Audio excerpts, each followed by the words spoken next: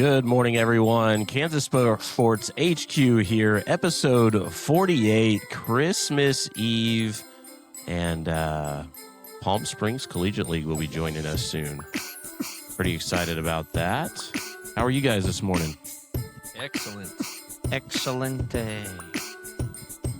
I come bearing gifts to you guys, so you have to open it. Well, Sheldon, you won't open yours because yours is Muy mail. bueno gifso. Sheldon's gift will be coming in the mail, but I do have it wrapped for Dave right here. Okay, thank you. Sean told me that he didn't feel like getting me a Christmas present, so we now are giving you that one today. No, that's not from Sheldon. That's not from Sheldon. Sheldon's gonna hate that gift, I'm telling you. At least part of it. Probably like probiotic. No, Some good stuff for the gut. Gotta love that. It's always a good present. no, you don't need it. Probiotic, or is it? You need it. Probiotic, whatever. If it's biotic, I use the box from the protein bars, so Okay. don't be misled. Don't be misled. Yeah. Nice. 1 minute with God for men. So I also got you that as well. he did get me something. So we'll do this. You know, we can do this every morning. You know, once I get back before we hop on, and then here's the thing that Sheldon hates right here.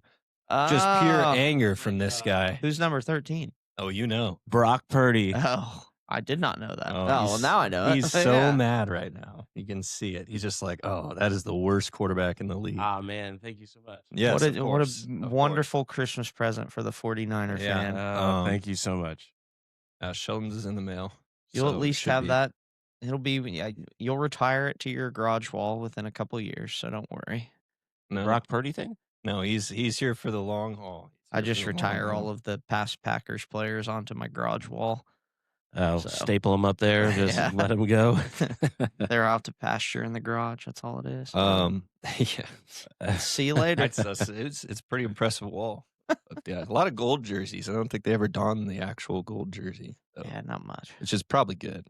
I think I have like 4 Rodgers jerseys up there, though. Rodgers was a big one. I mean, you have to. I mean, he was there forever. There's a goat. Also, I don't think we're live on Instagram. What? The RTMP didn't work, so I apologize to you viewers. Don't know what to do there, but yep. Yeah. My bad. All good. All good. You know, the Instagram people will. Sean, thank you for this. That's fun and Absolutely. awesome. Thank you. Yeah. But yeah, I got these a while ago, but I think we can probably pop into that, January 1st when we're back and before we hop on. And I know we talked about it for a long time. I know. Yeah, And then yeah, I we- finally, I kind of looked into this one a little bit, saw it on, I think it was on like TikTok Shop or something, but I looked into it a little bit, just be like, it'd be something good we can all kind of Get into do it before we hop on and stuff in the morning. So it'd be Yeah, good. wonderful.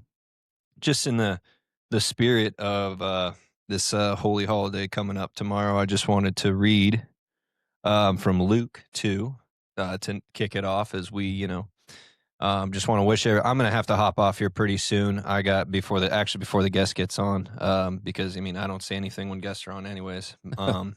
But just Merry Christmas to everybody. Really hope your holidays are great. Everybody who follows this because you just, think it's interesting, which is awesome. Or if you're a Parisi family, KCLB family, Summer Ball Showdown family, and then however else we know you, just thank you so much.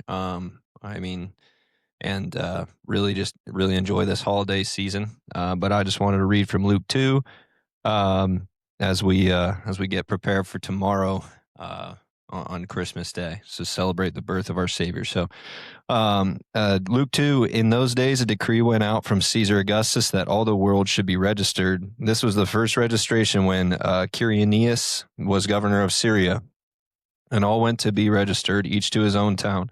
And Joseph also went up from Galilee, from the town of Nazareth to Judea, to the city of David, which is called Bethlehem, because he was of the house of the lineage of David, to be registered with Mary, his betrothed, who was with child. And while they were there, the time came for her to give birth. And she gave birth to her firstborn son, and wrapped him in swaddling cloths, and laid him in a manger, because there was no place for them in the inn. And in the same region, there were shepherds out in the field, keeping watch over their flock by night. And an angel of the Lord appeared to them, and the glory of the Lord shone around them. And they were filled with great fear. And the angel said to them, "Fear not, for behold, I bring you good news of great joy that will be for all people. For unto you is born this day in the city of David a Savior, who is Christ the Lord. And this will be a sign for you. You will find a baby wrapped in swaddling clothes and lying in a manger." And suddenly there was with the angel a multitude of heavenly hosts praising God and saying, "Glory to God in the highest, and on earth peace among those with whom he is pleased." And when the angels went away from them into heaven, the shepherds said to one another, "Let us go over to Bethlehem and see this thing that has happened, which the Lord has made known to us." And they went with haste and found Mary and Joseph and the baby lying in a manger. And when they saw it, they made known a saying that had been told to them concerning this child. And all who heard it wondered at what the shepherds told them. But Mary treasured up all these things, pondering them in her heart. And the shepherds returned, glorifying and praising God for all they had heard and seen as it had been told to them. And at the end of 8 days, when he was circumcised, he was called Jesus, the name given by the angel before he was conceived in the womb. Amen. I saw something this morning was really interesting too about the manger. So a manger, we're kind of like grow up thinking the manger is, like this little wooden thing, some haystacks in, and then the baby was laid. It's actually it's a stone, like a stone feeding trough. And shepherds know through sacrifice to God, before Jesus is there, to put that sacrificial lamb in a feeding trough in that manger. So a manger is that stone feeding trough. So they know when they see this baby who is supposed to be their savior and the one and only sacrifice for the rest of the time for their sins, they know the importance of him being in that manger. So that was really cool. I saw that this morning, so I want to share that as well. So anywho.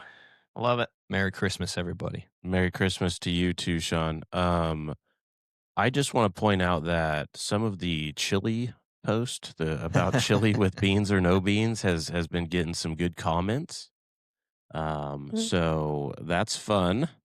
Okay, old Kenny got into the comments making fun of Dave. Yeah. Oh well, I mean, which is he actually has it's kind of on a point. Yeah, I Dave read is that. Sometimes and I thought, afraid to poop.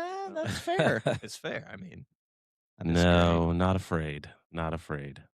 It's just everything makes it happen a little differently. Yeah, that post is funny. Yeah, it's good stuff. Good Yeah. stuff. So got the giveaway one more day. Oh yeah. Pre-easy giveaway. So make sure if you haven't gotten into that. To that point. I'm sorry, I'm going to talk again. But to that point, It's good. this is the most you've talked in a while. I So know. It's good, though. take over, please. I know. Here, let me mute my screen. Actually, did I even get this? You probably got muted. So the kid who won it last year, I was going to say this the other day if it came up, but the kid who won it last year was Gabriel Salinas. Mm-hmm. And we had our end of the month testing the last 2 days here at Parisi, and so we got a lot of kids came in and improved a lot. We can go over a few of the highlights, of course. Maybe when we get back, or today, whatever. Let me see if I can find Gabriel in here. So just to show you, I mean, Gabriel had already been with us a little bit before he, for about roughly a year before he got this free training, but just for show, I mean, this is the progress he made in a year, and he tested almost every month. So his test results in January 2025, kind of his first eval after he won the free year of training, he tested 189. So this is pretty much exactly a year ago, a little less than a year ago. In December of this year, so yesterday, or 2 days ago, I guess, Monday, he tested a 331. So in a year, he went up 150 points. So he added 2 chin-ups, which is, it's a big deal, especially at that age. His 10-yard sprint went down almost 0.2 of a second. His 20-yard sprint went down over 0.1 of a second. His vertical jump went up an inch. His 5-hop went up 5 feet. So pretty much, a foot per jump on that. And then his 5-10-5 almost went down a whole second. And like I said, the chin-ups went up too. It's a really special giveaway that we give out, obviously, but just to give you a picture of what can be done in a year when you stay consistent. And, Gabriel obviously has been pretty much consistent for, I would say, probably 9 months out of the year. and he's made a ton of progress, and he's just 11 years old. So, and I remember when he first came in a few years ago, that kid was quiet as could be, and now he's the more confident you are in movement, the more confident you are as a person. That's just how it is, and the more confident you are in your sport. So, to that point, we had some other really good progress in testing, and this is always a tough one because it's only 3 weeks from the last one. So a quicker turnaround, and plus, kids are, instead of being in school all day and kind of active and busy, they're coming from their homes, maybe laying around all day. Maybe they were doing stuff, but Yeah, it's just a short. I was running short around. I was month playing anyway. Madden. yeah, but it was a good couple days here, and looking forward to breaking in the new year with some more people and maybe maybe another promotion coming up. We'll see. Oh, we can tell the promotion. That's okay. Yeah. So we got our BOGO deal coming up in January. Buy one, get one. Yep. $150. You can buy up to 6 months. You get 1 month and then one free month for that $150. So you can be set for the whole year. Even if you miss out on this giveaway, you can be set for the whole year with training at a pretty need to highly look at that. discounted price right there. I need to look at the specs on the giveaway because the first day it already had like 150 comments. Like it was It's moving on popping Facebook. off again, man. It's Yeah. pretty crazy. You guys have been lighting those posts up. But it's BOGO deal is always a really good one. You can, get 1 month for 2 or 2 months for 4, 3 months for 6, so on and so forth, up to 6 months. And that's unlimited training. So come in as many times as you want to over the course of the month, and come work with us, come get better with us. And love to have you in. So Yeah, on Facebook, Instagram, there's 178 comments, 42 likes, 24 shares. So I think those are like a combined post, and I haven't even looked at TikTok yet, but I know TikTok was cruising on the views. Flying. Yeah, it had the most views in a post in a while. I think it was at 2,000 yesterday. So that's pretty crazy. that's it today. So yeah, that'll have some likes on there too. That one's gonna suck. I'm not gonna lie, because I gotta have to type all those every names. single Yeah. one of those down, which is brutal. But it's all good. Maybe bring in the wheel. All good. Wheel would be fun. Can't really do that. They're still gonna type them all in if I did it that way. Yeah. which- just not getting around typing them out some way or another. I guess that way you don't have to cut it. But no, I don't want to do that. Side So- note, Sean, who you taking, Broncos or Chiefs on Christmas Day? Well, I'll be watching, but yeah, probably the Chiefs all the way. Chiefs all the way. With who's the quarterback? I don't know. I thought they signed somebody, but They Phillip picked up Rivers? It was a guy. Alex Smith is back. He's a practice squad guy from like the Giants or something like that. so DeVito. I have no idea. Oh, So you got Cowboys, he's on it. Commanders, Lions, Vikings. let's go Vikings. Broncos, You won't hear Chiefs. me say that very often. Let's go Vikings. Wow. What do they do? Yeah, the The skull. skull. It's like the long jump. Yeah. I'm only used to. Oh yeah, Oh, yeah. You can't yeah. clasp those Yeah, hands you together, or can't- else it becomes I don't know. Something. But yeah, hopefully they can. That'd be nice to make our life easier. But One of our listeners said the Broncos are going to win. well, I mean, you can kind of state the How do they obvious if you want. Sure. I mean, it could be one of those random things. You never know. Christina, thank you. Merry Christmas, Christina. Yeah. Oh, you already replied to that. There you go. I do not know. Oh, there we go. Yeah, I think Sam will be joining us here soon. Nice. He's out in Philadelphia That's the other side of the world for him. with his fam bam. Usually he's out in California at College of the Desert, Ah, and that's nice. where he coaches baseball, and then he is also involved in the Palm Springs Collegiate League that comes to the Summer Ball Showdown. He's always super excited to be out here. I think Sean and Sam smoked a cigar at the we player shared a cigar. last That was year. a good time. That was a good cigar. Chris Oladokun is the backup. Was he the guy who got in last week after Minshew went down? Oladokun? I didn't Because he's been with the Chiefs for a few years on the I practice didn't squad. watch that game. Oh, okay. Sorry. They do not have another quarterback on their practice squad, according to our lads' depth charts, which is what I usually look at. Gotcha. That's all right. The Chiefs will pull off the upset, not sneak into the playoffs because it's impossible. But And then the Chiefs are moving to Kansas. yeah, going to Kansas. Look at that. Kansas got a pro sports team. Hey, we're in there. I'm gonna have to be a partial fan. Yeah, that's cool. That's cool. Maybe they'll how just cool would it be to host a Super Bowl right here in Kansas, only 2.5 hours away? No way they would ever do that unless they make it a indoor stadium.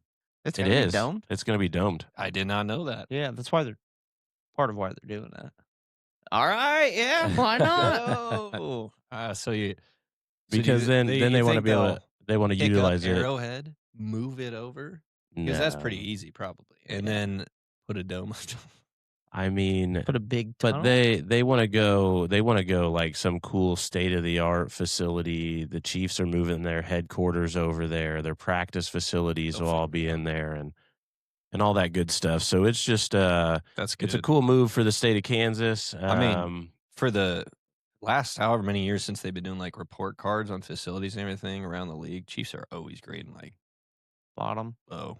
And there's like the worst facilities, worst locker rooms, all that. I mean, obviously Arrowhead's a really awesome place, but historical, great stadium, big stadium, loud. But it's just, I mean, they did say they designed the stadium to be louder. I don't know how Obviously. you're going to do that other than just acoustics with the well, you look dome. at like Seattle's is kind of like a half dome, and it kind of keeps. Yeah, it funnels all the sound back in. I I hope that know. trend slows down though. We're gonna before long. You're not gonna have many outdoor venues anymore.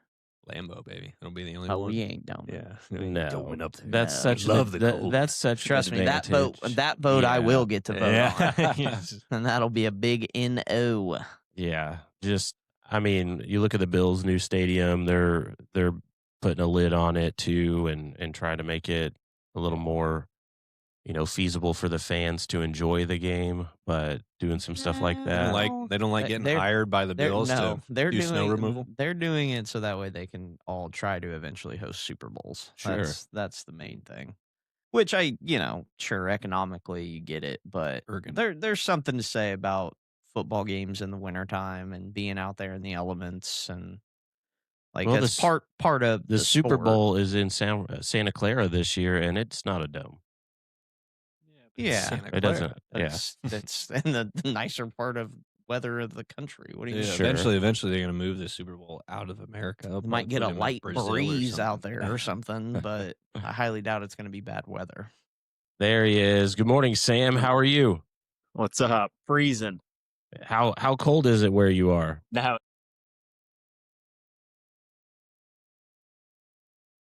Well, Christmas, everybody. I got a few lessons to get to before I head out of town. So Iowa bound.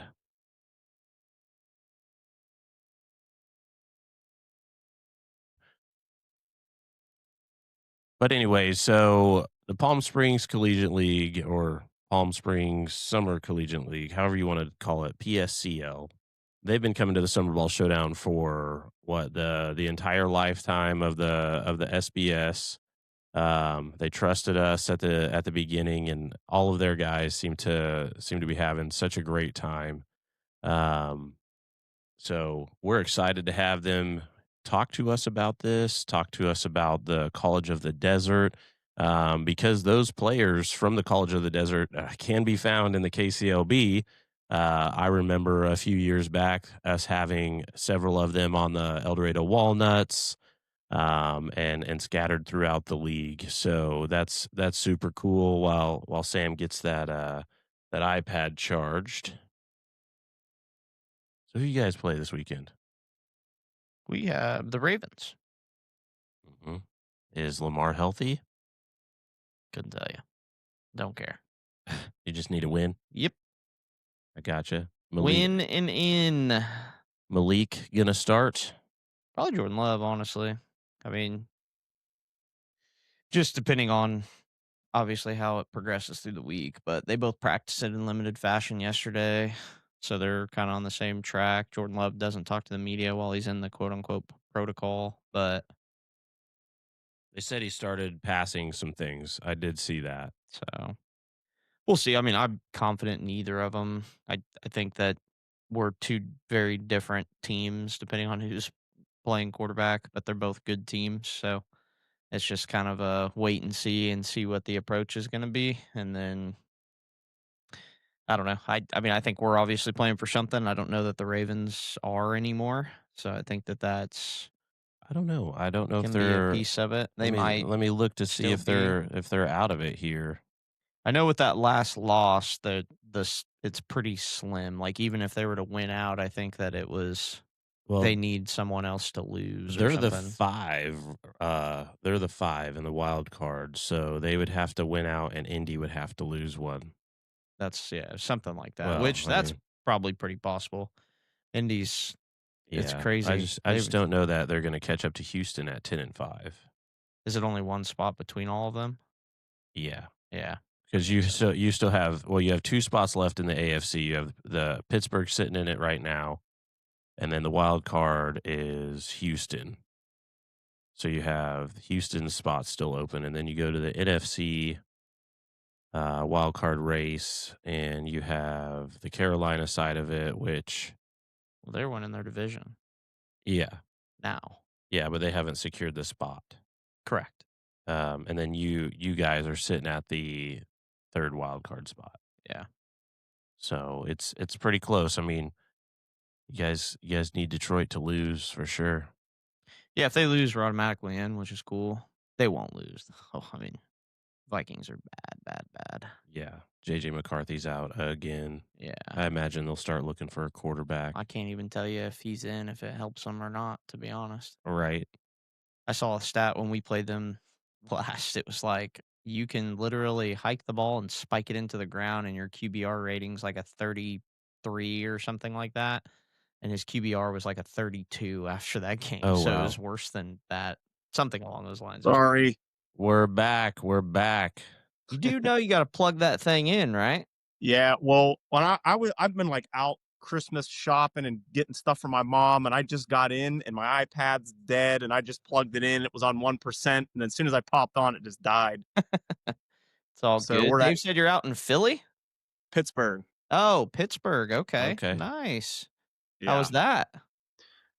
Good. I love coming home just for Yeah. a short little pit stop and kind of recharge the brain and be with the family. And it's like I could truly shut my brain off when I come here. When I'm out in California and the team and practice and all that, so like I'm in like survival mode. My brain never shuts off. So when I come home, it's nice. I sleep much better. I get like a true break from everything. So it's good. Got a couple more days, then heading back out and the season will start up.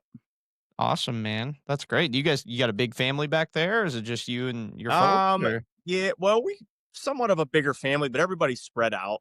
Gotcha. So my grandparents, what's actually crazy is I have all 4 grandparents still, and I'm going to be That's 39. amazing.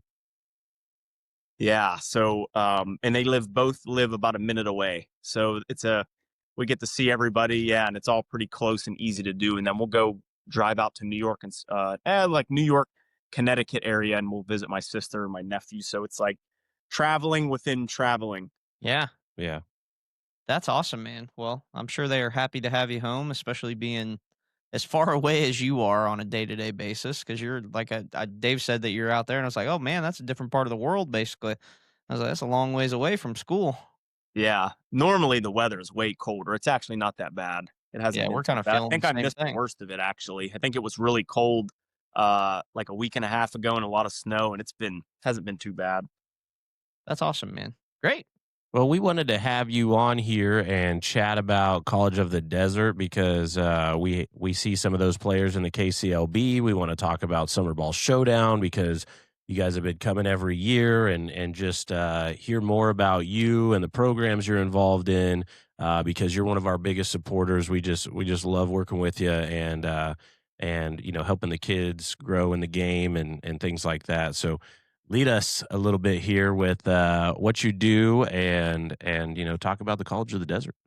Yeah, definitely. I think I'm going on year 6 or 5. Now 5. I think this would be my 5th year. I know I got hired when COVID happened, so it was like 2 years of I don't really count them. We didn't do much. But I've been there. Yeah, this would be going on my 5th.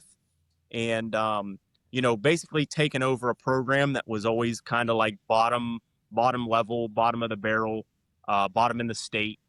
And I was able to come in and bring along with me a few coaches that I met through pro ball, and are really great guys and really capable of, all of us coming in there capable of, turning a program around. That was the goal, and especially as a younger coach. So it was great for me. It was a good start for me to get my feet on the ground.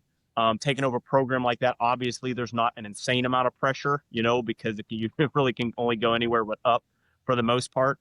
And it's been great. I think the first year we were there, we won the conference the first time in 50 years. And it was first time we went to super regionals, and we had a pitcher of the year and coach of the year. And it was a lot of firsts right out of the gate. So it was cool. We made a lot of noise first year in, and it grabbed a lot of attention, and it allowed recruiting to start. Recruiting is never easy, but it's definitely rolling, better than the beginning. The beginning, we really had to get over that hill of what that place kind of had a reputation of.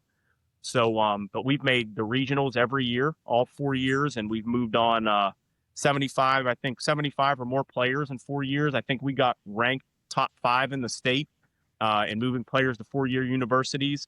And we've had All-American. We've had a couple guys sign pro this year that were with some of our teams past. So it's been great, and it's such a group effort. My coaches that are with me all the time. It's tough to find good help and guys that you can be around every single day and just make it not feel like a job. I'm very grateful for that. And in our school and our, everybody from our athletic director to our trainers. So very much a group effort, and our guys that we bring in, coming in, buying into the program, moving in from other countries, other states, and bringing them all together and kind of creating a little family. It's what it's all about. So, to be in that position, to be a part of stuff like that every year, and that is what my job is on a day-to-day. I consider myself very grateful. Nice, nice. So you've come out here multiple times for the Summer Ball Showdown, but I really want to talk about how your College of the Desert guys make it to the Kansas Collegiate League baseball. Before you jumped on, we talked about seeing a couple of those guys at for the El Dorado Walnuts or scattered throughout the league. Do you guys actually send them to the KCLB, or is that a choice that they make?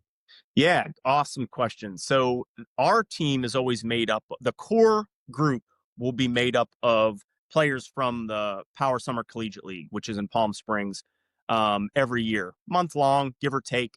And it's college players from all over the country and every level. It's a really cool dynamic. And coaches from all different colleges are we usually have 10 teams. I think we've had 12 before, but that is what that whole league is made up of. And while they are all there, I'll coach my team, the Arrowhead Lumberjacks, but I kind of work with all the teams, all the players. I kind of do like league wide. I work with a lot of the hitters. I know all the coaches, so sometimes they'll reach out and say, "Hey, will you work with this kid individually? Can you work with our, we have a practice day. Would you mind coming over and talking about some hitting?" And vice versa. We do that with the pitching coaches and the guys that are more of the pitching specialists, and we'll flip flop and work with each other's teams because it's cool. That league is very developmental, emphasis on developmental. So you get a lot of junior college guys, a lot of guys that need reps. So while we're there, we start putting the word out of like, I'm going into Kansas. This tournament we've been going to, it's awesome. We do it at the end of the summer. If you guys want to still get a couple more games in, and we kind of like hand pick who we think we can come down with and compete, is kind of the core of how that group comes in. And then after that, if we're short in some areas, we just, between myself, Casey, who, is the creator, the PSCL coaches, players, the networking as the years go, we just start reaching out to anyone that would want to come. So sometimes we roll in there with with a group from all over the damn place, and it works every year. We're usually pretty competitive, and you'd be surprised the guys that want to keep playing once their summer is coming to an end. And then the other funny dynamic is I'll come in there and I'll see players that I've had in the past just like walking around with other teams, and they've moved on to other colleges and they're in that tournament. I see it all the time. This year I saw two of my guys that were with me last year. Yeah, it's funny. They're just walking around. They just walk right by like it's like we're in California still. I'm like, whoa, what are you doing? Come talk to me. So yeah, that's funny is I always see so many familiar faces, and you know how baseball is, small world. So every time we come in there, and my players too, whether they're from California or not, I see them talking to random players, and I'll say, hey, who is that? Oh, we played ball together. We played this together. So, you know, that's one of the parts I like so much about that tournament is it's just, you know, people from all different areas coming together, and it's really well ran. And now that they got the, especially now they have the hotel there right next to the field, makes it really convenient to come in there and you're walking distance. So a lot of guys fly in, and they don't have cars, but it's usually not an issue. It's a quick Uber to the airport. I mean, the hotel. And when you're done with your day, you're by the field, you're by the baseball field, you're by a couple restaurants. You know, it's very convenient how that works. So yeah, we pull it off every year. I think coming up will be like year 6 or something. Yeah, maybe. 6. Yeah, 2026 is year 6, and you guys need to be in the Final Four. yeah, we're trying, man. I know we came close one year, but it is. I'll tell you what, bringing in a massive pitching staff and not knowing how far you'll go is the tricky part. You know, because you want to bring everyone, you want everybody to play, you want everyone to get the experience, but at the same time, you go 3 and out, and guys don't even step on the field. You know, if you bring too many guys, so you know, we kind of come in knowing that everybody's got to go. If you have an arm, you might pitch. Yep. Yeah.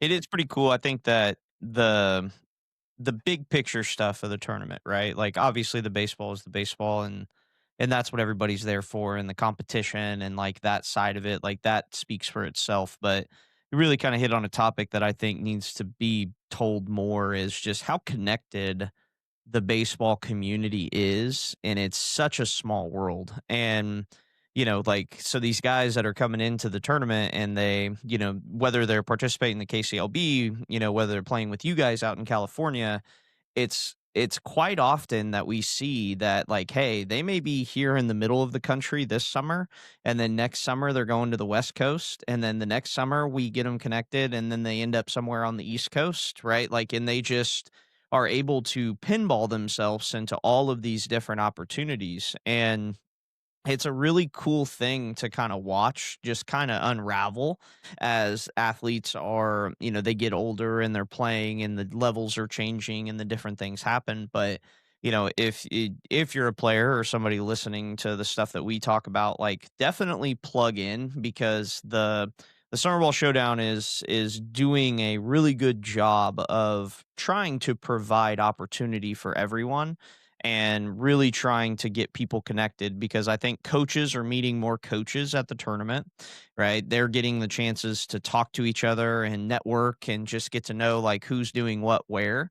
But then players as well too. You know, those players find guys, whether that be in the player experience in the player tents, you know, hanging out, talking, and just saying like, "Oh, where do you go to school? Where do you go to school? What do you do here? What do you do there?" Right? Like, and it's just it's really starting to become like a little hub of different connections that are allowing guys to then, you know, further on their careers. Not saying that it's the only reason, but it's just it's an opportunity for players and coaches to really kind of come together and then find different ways that they can help each other, find different ways to get connected across the country, and just doing different things to build good relationships, because baseball is definitely a relationship based sport.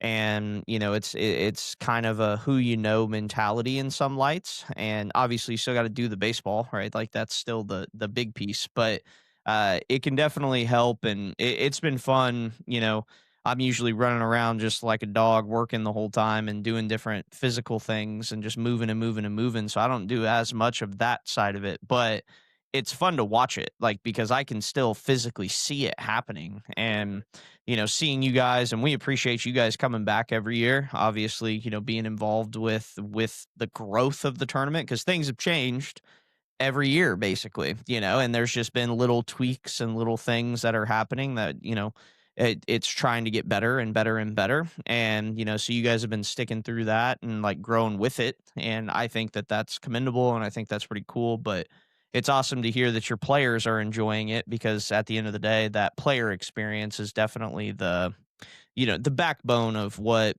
the idea behind the tournament really, started with. Yeah, definitely. One thing I'll add there, this is a funny one from the last time I was we just came there.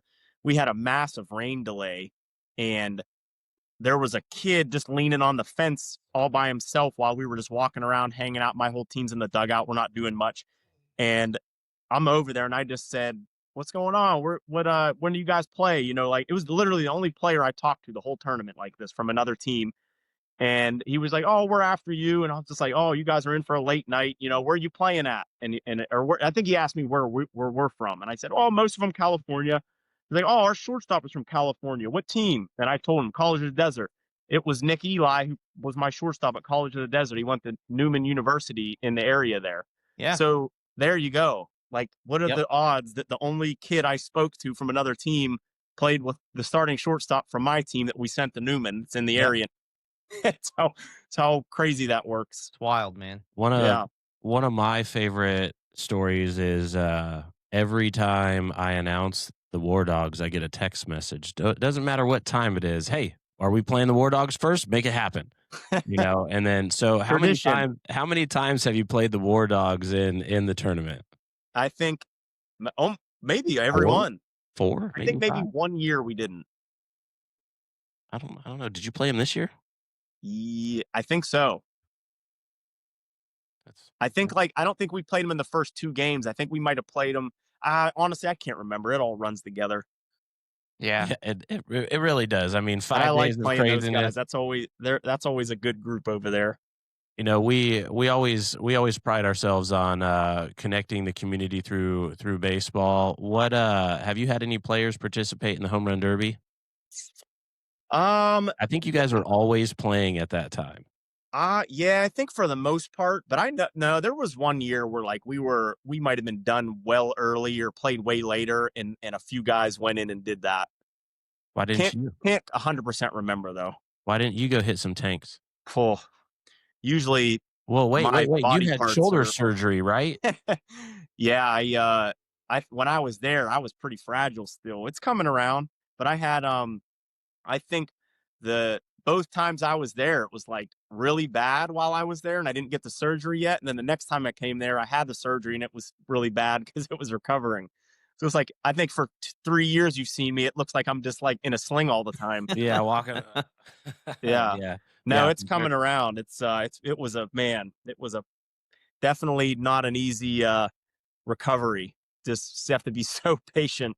8 months they tell you, and I'm on like year and 4 months, and I'm like still funky doing push-ups. Man, yeah.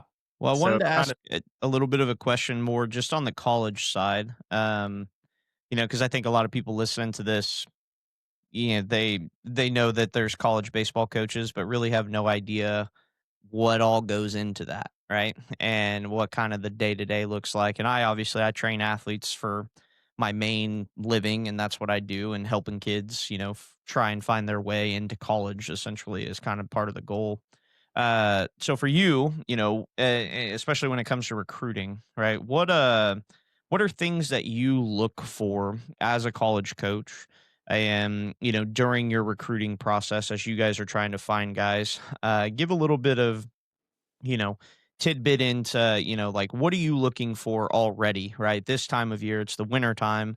Like, where are you at in like your future recruiting process? And obviously the portal has definitely changed some of that stuff, and there's different pieces that go into that. But for these players that are out there, because it's kind of a twofold question, but because we deal with a lot of guys that they're just kind of sitting on their hands right now, and they sit around and they live by this thought that like all of a sudden this coach is just going to call them out of the blue, and like their whole life's going to change, kind of a thing, kind of the lottery ticket mentality. And so we constantly are trying to educate the guys like, hey, listen, like if you want this thing, you got to do it. Like you're going to have to reach out. You got to go and find places. Like you got to do some of the legwork here. So what do you guys do in your recruiting process, and where are you kind of currently at in that? shed a little bit of light on ways that guys can try to get your attention, that type of stuff. Yeah, man, this is a good one. I feel like you could go about an hour's worth on this I topic. know. So I'll try to just really stick to like the for me anyway, the core part of these details is like, so for me, Twitter and video and all that stuff is phenomenal. Like that, like guys should be pounding away at that and sending it to coaches. Like, there's a gray area because like, we also get a lot of emails and videos and things, and just like it's just too many to even. You get overwhelmed. We can't watch them all. Like it's literally impossible. And so when you're creating that stuff, you have to find a way to capture a coach's attention, whether that is the subject title, whether that's the first line of what you put. So much of what we see is like field level 2020, this person's name, this, but we get 9 million of those, and it's like, most of the time that is like that almost feels like a spam email at this point. Mm-hmm. Honestly, for me anyway, we can't sit down and watch every single person that we have no idea who you are and watch 5 minutes of your video that's blurry and we can't see anything. And it just is what it is, if I'm just being brutally honest. Mm-hmm. But at the same time, sometimes we get very well constructed emails that are very easy to follow, that are very personable. And the video is great. And we've gotten players that way where it's like, it's kind of random, obviously I think most of us are the coaches, the area of the high schools that are in our area, that's where we're at. That's what's easiest to see for us. That's where we're going to go, the hardest, within our area. We can go see it. We can talk to the coaches. We know the coaches well. But it's a little bit everything. Like our team and how we construct our team, there is no perfect rhyme or reason. Summer ball, we get guys that reach out to us, guys that are leaving their school and want to come to us, word of mouth, coaches we know, coaches reaching out to us reaching out to coaches. It is a lot. And it's nice when you have multiple coaches taking it on at the same time. If you're a head coach and you're taking on the entire recruiting operation, that's a lot. Luckily I have a lot of coaches that keep an eye out, all have the social media, are on Twitter. And we kind of like keep each other in the loop and check out this player. They'll send me this player. We look at it. But it's a lot going on, the recruiting world right now, and what kids are able to do and what they're able to post up and all the different platforms and information and analytics. It's a lot going on, and it's good too. There's pros and cons to everything, but it's great what you can do now, where you could press a button and like thousands of people see your stuff. Where like when I was in high school, I think we sent VHS tapes to like coaches still, or something along those lines. Like I know it wasn't that easy, but and then there's just the timing aspect to it is, some may say it's, we're getting close now. I think myself and a lot of coaches, we start locking in more over Christmas break, where the fall is over. We could take a step back. We can breathe a little bit. We know what our roster size is looking like, who's coming, who's going. And then, but the season didn't start yet. So like, to me, most guys that are going into their senior year, they want to see how they're going to do. They're not committing super early. They want to see what their numbers look like. They want to see what type of offers they're going to get. So on my end, I'm not super, aggressive right at this moment, but you do have to start, kind of talking to some coaches, talking to some players, getting your name in there, introducing yourself, throwing out some visits, keep an eye on guys, get your list ready. It's a lot, so you got, you got to love to do it. Recruiting is everything. You have to have talent, and then like for me, watching, getting some good video, seeing someone move around, with myself and my coaches, if you have a good baseball eye, you don't have to watch much video to watch, to see somebody's bat speed, hands, what it looks like, mechanics, infield, the hands, how they operate, how they move, the arm angle, pitchers, it's there's a lot of it where it's like, it doesn't take long to be like, yeah, there's something here. Then if they have some numbers to go with it, now that's tightening it up even more. Then, the next step, or for me, the final step, is always talking to their coach and really getting down to like, who is this kid? How is he on the field? How is he off the field? What is his attitude like? What are his grades like? Is he going to be a problem? Is he a hard worker? What's his baseball IQ like? Is there someone that can play right away? Is he going to need developed? That is, to me, one of the most important parts. And I think we do very well on that aspect where, and I think that's why usually most of our teams, very tight knit, all take it very serious. All their grades are solid.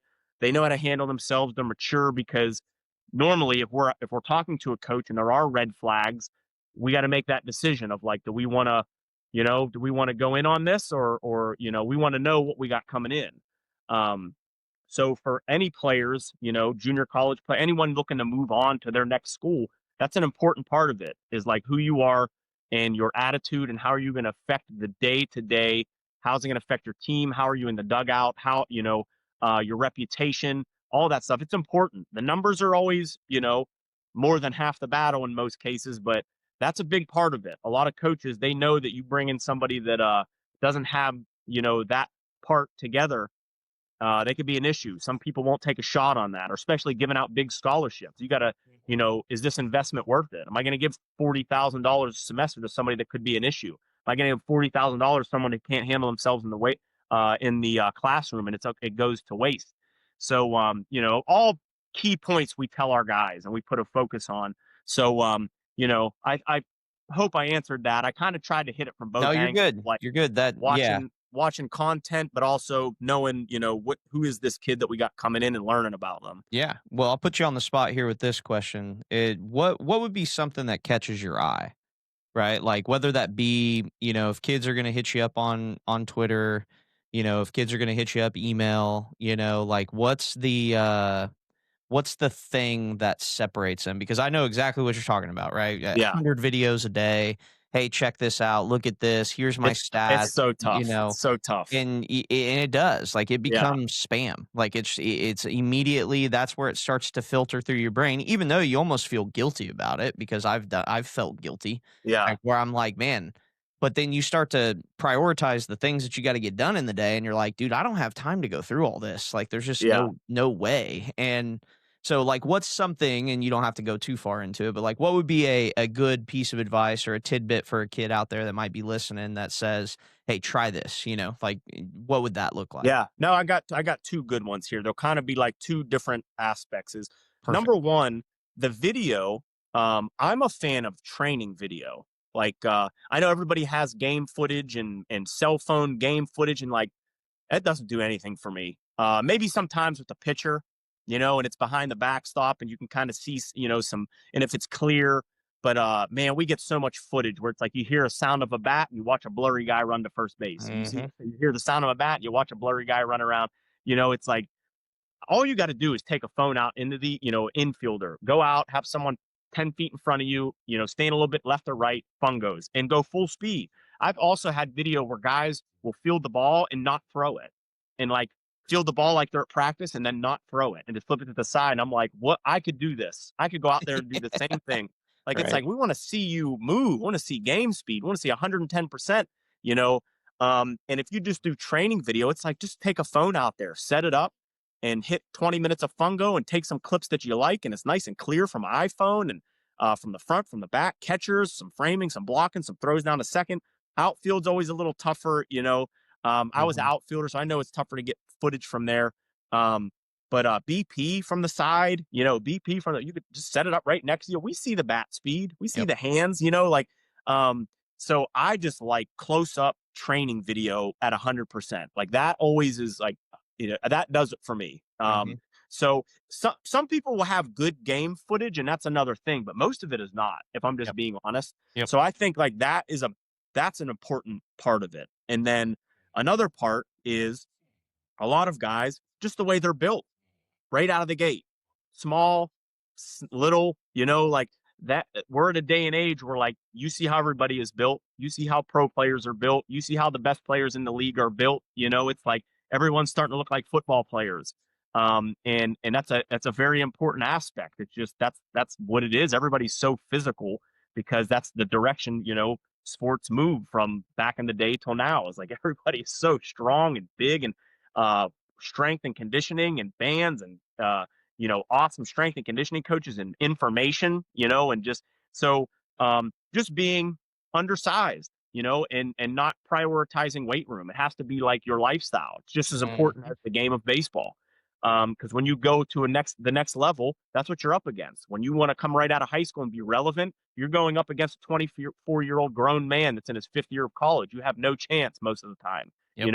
That's not everybody. There are guys that come out of high school that are rare that can go. So I'm by no means will I sit here and say like every single freshman is this. That's not the case at all.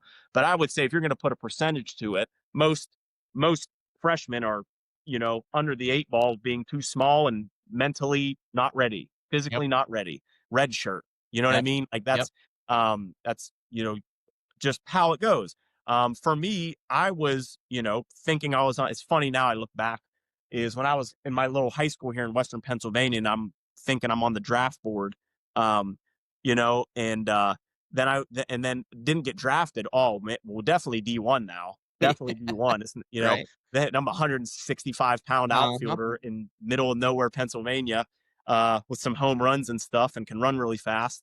I was a good baseball player. I think sometimes I downplay myself a bit, but just in the big picture, now that I'm almost 40 and I can look back to like where I was playing, what I was, my size, my mental baseball IQ, I'm like, thank God I didn't get drafted. Thank God I didn't go to D1.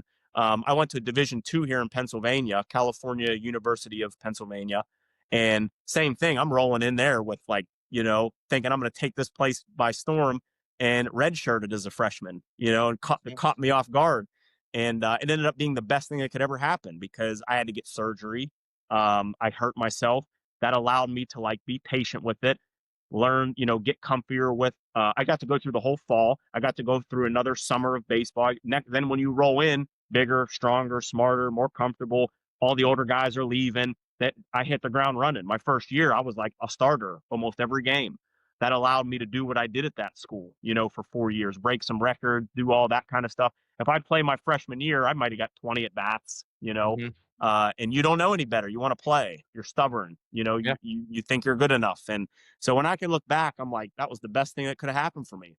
Yeah. And I was a really good player. I love that, man. I love it. It's I think that players in this day and age, and it's not just baseball. I train kids all sports, but it's the jump from high school sports to college sports is massive. And they just most of the time, and it's just because they haven't experienced it yet, but they just don't understand what we're talking about when we talk about that jump, right?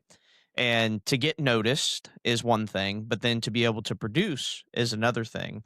And, so we are constantly reminding and trying to talk about, something that you just said. It's like, man, if you're falling short in any of these areas, you're not going to be ready for what you're getting ready to walk into, right? The game is faster, the guys are bigger, they're stronger. Every aspect of the sport is going to be another level. And you got to be ready for what that level looks like and the development behind it, and then the mental aspect of it as well too. So to stand out, obviously you got to do some things that are a little bit different. And then even once you stand out and you get the attention of a college coach that's out there that might be interested in you in some aspect, you then gotta, it's the rubber's got to hit the road as well, right? Like you got to put the work in, you got to show yourself, you got to be able to see what that next level has, so that way you can then try to see where you're going to fit into it.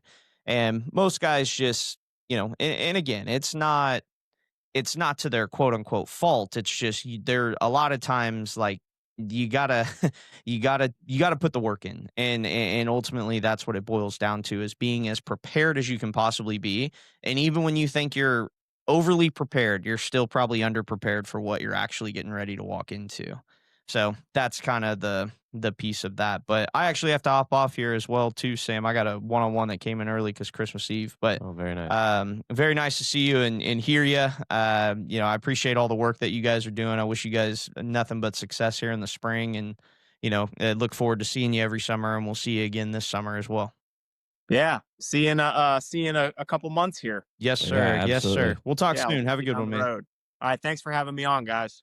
Well, Dave will stay on with you. I mean, yeah, we can stay on and talk. Sheldon just has to go. They're going to, wow, this would be the first time that everybody's leaving me hanging on here and all that good stuff. Now I get to come up with all the fun questions. So, you hit on a topic that we've talked about quite often. Sheldon, you just moved me off the screen.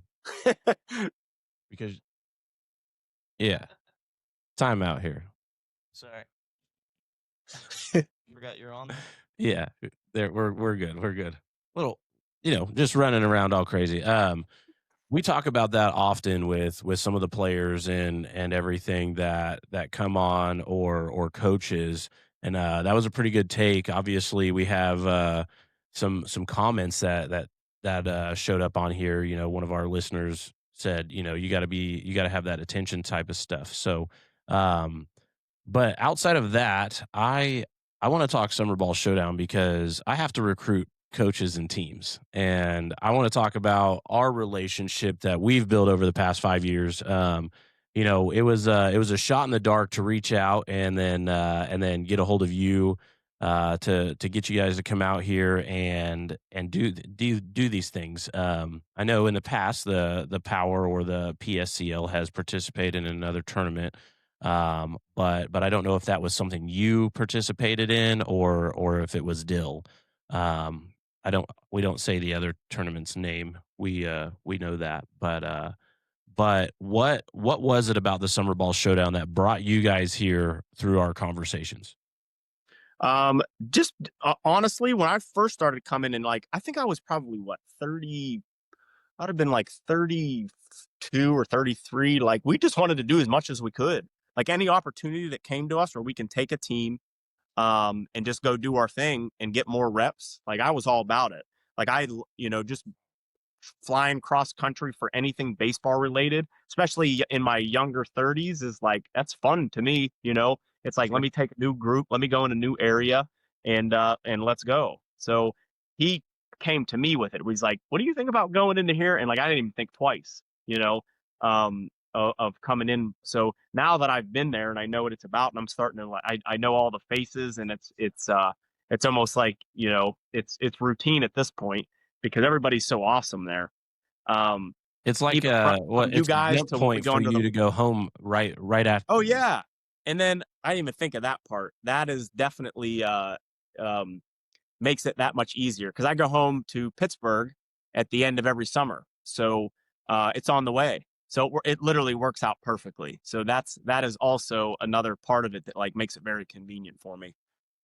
That is an awesome factor in all of that. I remember a player showing up. I think it was the Tuesday night. Sheldon and I are out there hanging all the banners up, and he walks up and he's like, "Are these the fields we're going to be playing on?" And I was like, "Yeah, sure they are." Well, where are you from? He's like, "I just drove here from California." We've had a couple. I think we've had a couple of drive in the past. I don't know how they do it.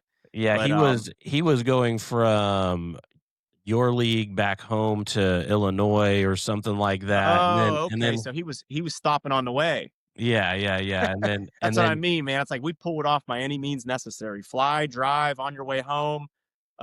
We piece it together. Right. And then of course I talk about El Dorado having a couple of your College of the Desert guys, a couple of pitchers have come out there. Do you typically keep your roster for the PSCL and the Power, or do you like to ship them off to see different things?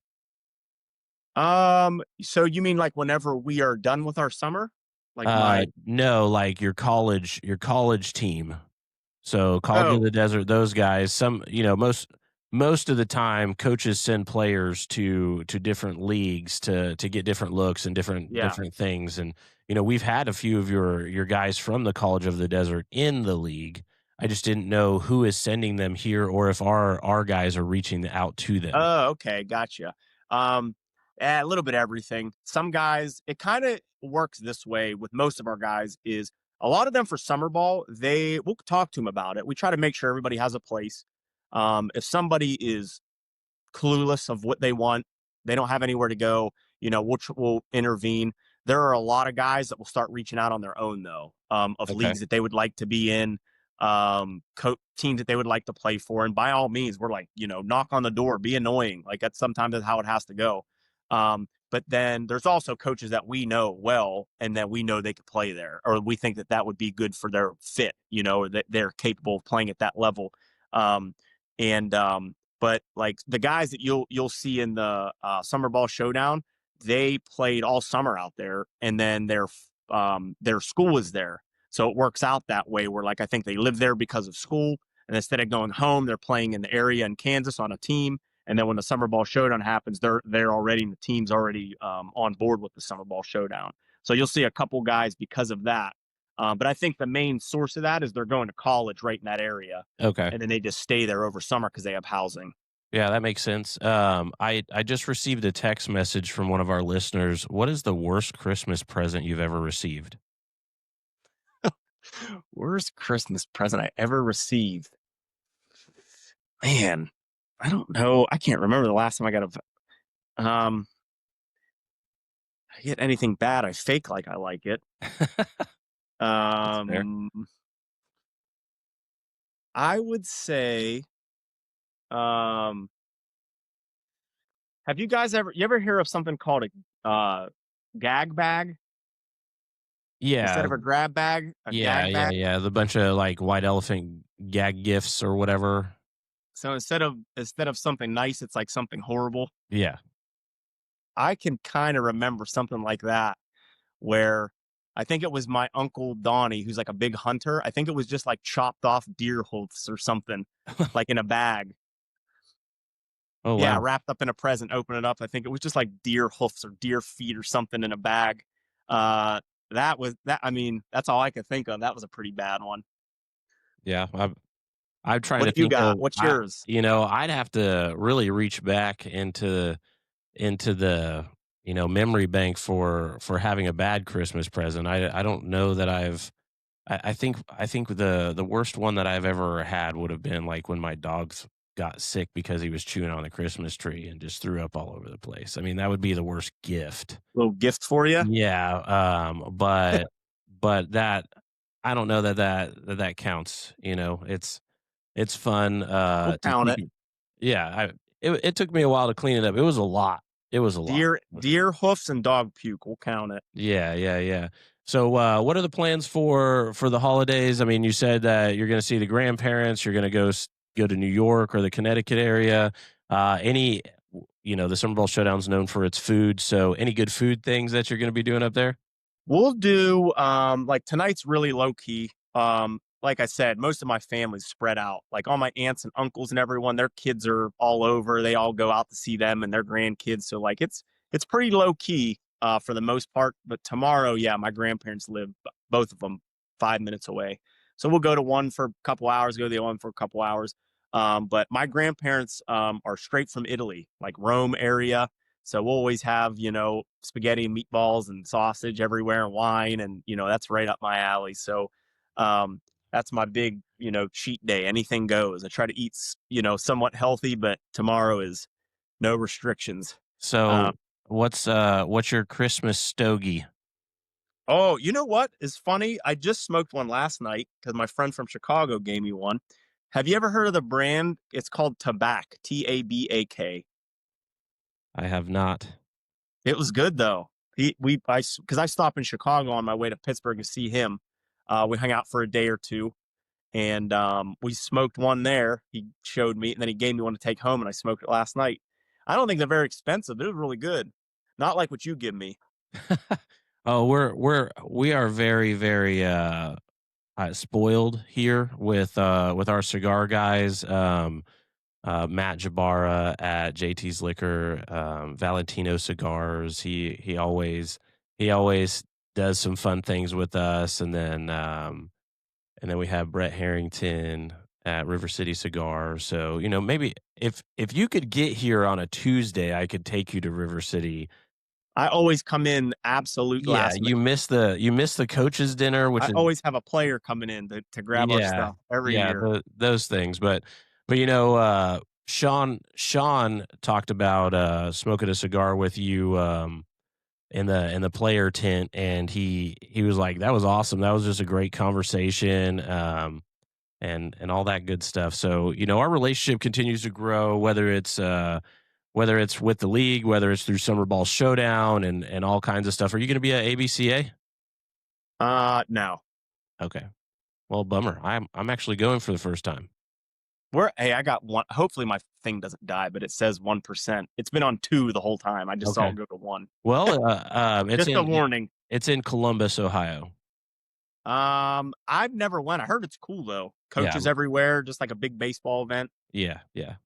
So, well, if your iPad's gonna die, no, we can go. you're just gonna disappear on me, which is fine. If I disappear, you know what happened. Yeah. So I guess I'll give you the stage. Is there anything that you want to talk about for players that might be watching, coaches that might want to get in contact with you, or anything like that? Shout outs and all that good stuff. Yeah, I would just say, I'll kind of throw the because it's where we come from, but the Palm Power Summer Collegiate League. For coaches or players, like we take everyone from everywhere, developmental, heavy, really good for your players that didn't get to play a lot, that need reps, that are young, that are coming right out of high school. It kind of is a younger league, and you're in a vacation area out in Palm Springs for a month. It's great. Everything's all in one area. You could survive without a car.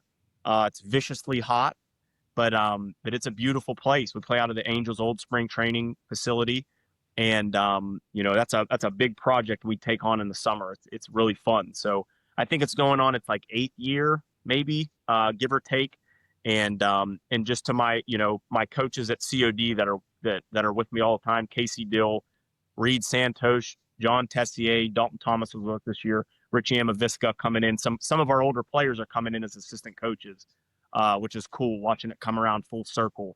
Some of the guys that were here earlier that helped us get it rolling, they're coming on as coaches. So love to see that. But those are my guys. That's who I'm with those guys year round. They're like my family. You wouldn't believe how much time we spend together, coaching together in the summer, coaching together during school ball, and everything in between. So, I'm very grateful. I have awesome people around me, my family, my coaches, and what I'm able to do, to play for 6 or 7 years at a pro level, transition that into coaching, and really take all of the ups and downs and craziness of my playing years and watch that go full circle into, making that very relevant for, relating to my players and coaching them and knowing what they're going through and be able to really talk things out.